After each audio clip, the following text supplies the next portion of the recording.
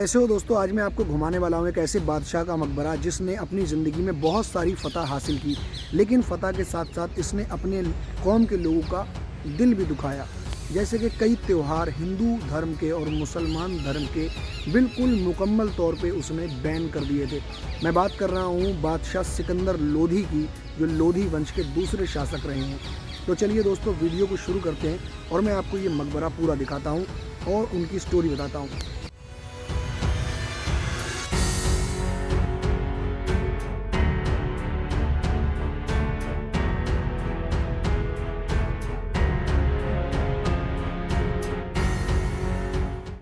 यही रास्ता है जो सिकंदर लोधी के मकबरे की ओर जाता है। और अगर सिकंदर लोधी के मकबरे के जस्ट सामने अगर मैं आपको दिखाऊं तो आप देख सकते हो यहाँ पर बहुत ही शानदार और खूबसूरत झील है।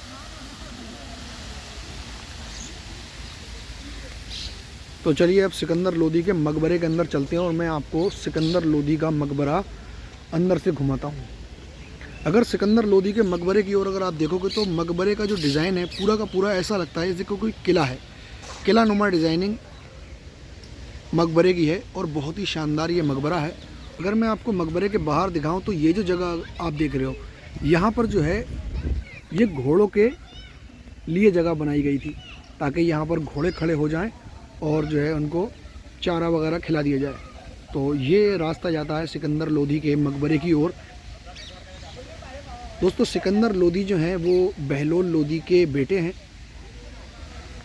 और बहलोल लोधी के मकबरे की वीडियो मैं पहले ही बना चुका हूँ, आप मेरे YouTube चैनल पे जाके देख सकते हो। यहाँ पर बोर्ड लगा हुआ है सिकंदर लोधी के मकबरे का, देख सकते हो आप। सिकंदर लोधी के मकबरे के अंदर चलते हैं।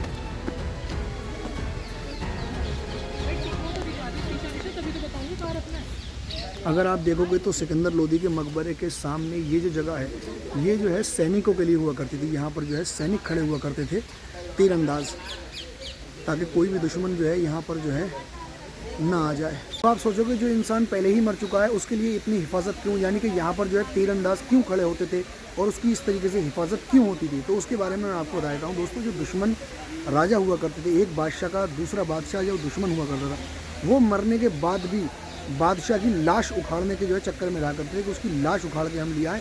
और बहुत सारे उनके पुराने ज़माने के हिसाब से बहुत सारे जो है रूल हुआ करते थे अलग अलग किस्म के, और बादशाहों की कब्रों के इसमें से जो है लाश उखाड़ के और उसकी बेइज्जती किया करते थे और उसके बदले और सल्तनत मांग लिया करते थे। तो बहुत कुछ हुआ करता था पुराने ज़माने में।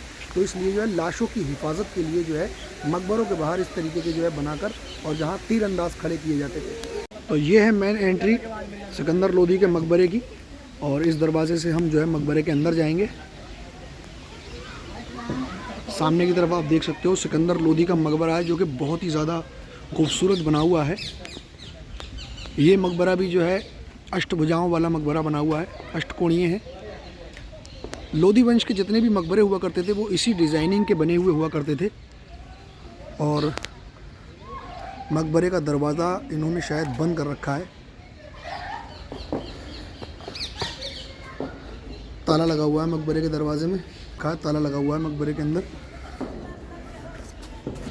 तो ये जो कब्र आप देख रहे हो सामने की तरफ, यही है सिकंदर लोधी की कब्र। सिकंदर लोधी ने कई चीज़ों पर बैन भी लगा दिया था, जैसे कि इस्लामिक जो है न्यू ईयर शुरू होता है मुहर्रम से, और मुहर्रम के अंदर जो है 10 मुहर्रम को जो है ताज़िया निकाला जाता है। और उस ताज़िए पर मुकम्मल तौर पे जो है सिकंदर लोधी ने जो है बैन लगा दिया था कि आज के बाद कभी भी ताज़िया नहीं घूमेगा। मुसलमानों के अंदर कई लोग ताज़िए को सपोर्ट करते हैं, जो ताज़िया घुमाते हैं, और कई लोग ताज़िए को सपोर्ट नहीं करते हैं। वो लोग ये कहते हैं कि ताज़िया नहीं घूमेगा, ताज़िएदारी ठीक नहीं है। सिकंदर लोधी उसी में से था जो ताज़िए को सपोर्ट नहीं करता था, लिहाजा उसने ताज़िए को मुकम्मल तौर पे बैन कर दिया कि आज के बाद कभी भी ताज़िया नहीं घूमेगा उसकी सल्तनत में। तो इस तरीके से जो ताज़िया घुमाते हैं उन लोगों की जो है भावना को सिकंदर लोधी ने आहत किया। इसी तरीके से जो लेडीज़ हुआ करती थी उनको मुकम्मल तौर पे सिकंदर लोधी ने जो है बैन लगा दिया कि आज के बाद कभी भी कोई भी लेडीज़, कोई महिला, कोई औरत, कोई भी लड़की किसी भी मज़ार पर नहीं जाएगी। जो लोग इमाम हुसैन की याद में 10 तारीख को यानी 10 मुहर्रम को ताज़िएदारी करते थे, ताज़िया निकालते थे, तो इस तरीके से उनकी भावना जो है आहत हुई, क्योंकि वो इमाम हुसैन की याद में 10 मुहर्रम को जो है ताज़िया निकालते थे, उनकी शहादत हुई थी 10 मुहर्रम को।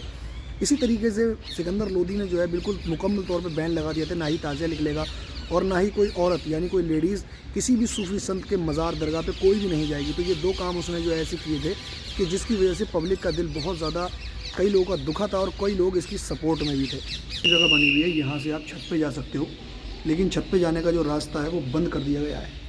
यहाँ पर ताला लगा दिया है, तो कहीं से भी जो है अंदर की तरफ नहीं जा सकते। आप यहीं से कब्र देख सकते हो, यही है सिकंदर लोदी की कब्र। अगर आप मकबरे के बाहर का ग्राउंड देखोगे तो यहाँ पर बहुत ही बड़ा जो है ग्राउंड है, और इसी ग्राउंड के अंदर मकबरे के दाहिनी तरफ अगर आप देखोगे तो यहाँ पर एक छोटी सी मस्जिद है, जो मैं अभी आपको दिखाऊंगा। और ये जो जगह है, यहाँ पर कहा जाता है कि यहाँ पर भी जो है घोड़े रहते थे, यानी घोड़ों के जो है बांधने की और घोड़ों को चारा खिलाने की ये जगह हुआ करती थी, ऐसा माना जाता है। चलिए दोस्तों, मैं अब आपको मस्जिद दिखाता हूँ।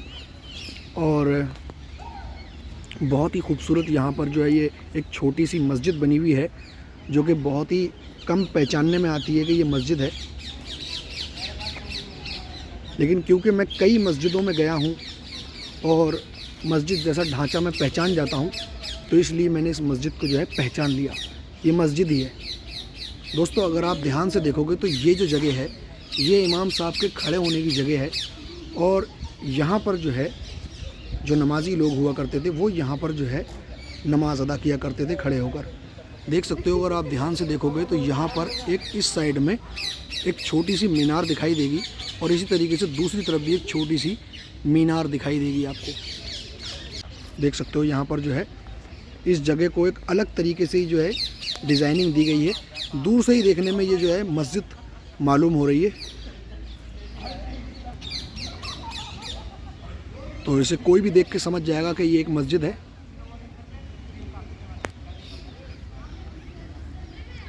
अब मैं आपको मकबरा दिखाता हूँ। लोगों का मानना है कि सिकंदर लोदी ने आगरे को बसाया था। तो दोस्तों, मैं यहाँ आपको बताता चलूँ कि ये बिल्कुल गलत बात है। आगरा पहले से ही मौजूद था, आगरे को सिकंदर लोदी ने नहीं बसाया है। हाँ, आगरे के पास में एक कस्बा ज़रूर सिकंदर लोदी ने बसाया था, जिसका नाम सिकंदरा रखा था उसने अपने ही नाम पर। तो ये बात हकीकत है, आगरा पहले से ही मौजूद था, सिकंदर लोदी ने आगरे को नहीं बसाया था। सिकंदर लोदी का मकबरा भी जो है अष्टभुजा वाला बना हुआ है, अष्टकोणीय मकबरा बना हुआ है दोस्तों। और अगर आप ऊपर की तरफ देखोगे तो यहाँ पर छोटी छोटी गुम्बद के नीचे मीनारें बनी हुई हैं, और मीनार के बीच में यहाँ पर अगर आप देखोगे तो अल्लाह लिखा हुआ है, और बहुत ही खूबसूरती के साथ ये मकबरा बना हुआ है, देख सकते हो आप। और ये जो पिलर आप देख रहे हो, ये बहुत ही खूबसूरत और बहुत ही मजबूती के साथ ये पिलर लगे हुए हैं। अगर आप देखोगे तो पिलरों के ऊपर भी जो है डिज़ाइनिंग बनी हुई है। जब सिकंदर लोदी के एक वज़ीर हुए हैं जिनका नाम था मियाँ भुआ, उन्होंने एक मस्जिद बनाई थी, मोठ मस्जिद। उस मोठ मस्जिद की वीडियो मैं पहले ही अपने यूट्यूब चैनल पर बना के अपलोड कर चुका हूँ, आप वहाँ से जाके देख सकते हो। मियाँ भुआ जो थे फ़ारसी भाषा के, और सिकंदर लोदी ये दोनों ही फ़ारसी भाषा के बहुत ही बड़े जो है ज्ञानी माने जाते हैं। बहुत ही इन्हें अच्छी तरीके से फ़ारसी भाषा आती थी। कई लोगों का मानना ये है कि ये किला जो है सिकंदर लोदी का हुआ करता था। आप देख सकते हो, इसका डिज़ाइन बिल्कुल किले जैसा ही बना हुआ है, और इसी किले के अंदर जो है सिकंदर लोदी का जो है मकबरा बना दिया गया था। और मकबरे के बराबर में एक बड़ी शानदार झील है, वो मैं भी आपको दिखाता हूँ दोस्तों। ये सामने की तरफ आप देख सकते हो कितनी शानदार यहाँ पर झील है। देखो, इसके अंदर फुहारे लगे हुए हैं और लाइटें भी जल रही हैं। इसके अंदर कई फुहारे लगे हुए हैं और यहाँ पर जो है लाइटें भी जल रही हैं, बहुत ही खूबसूरत है। देखो, सिकंदर लोदी के वज़ीर मियाँ भुआ ही वो शख्स हैं जिन्होंने तिब सिकंदरी को लिखा था। दोस्तों, तिब सिकंदरी क्या है?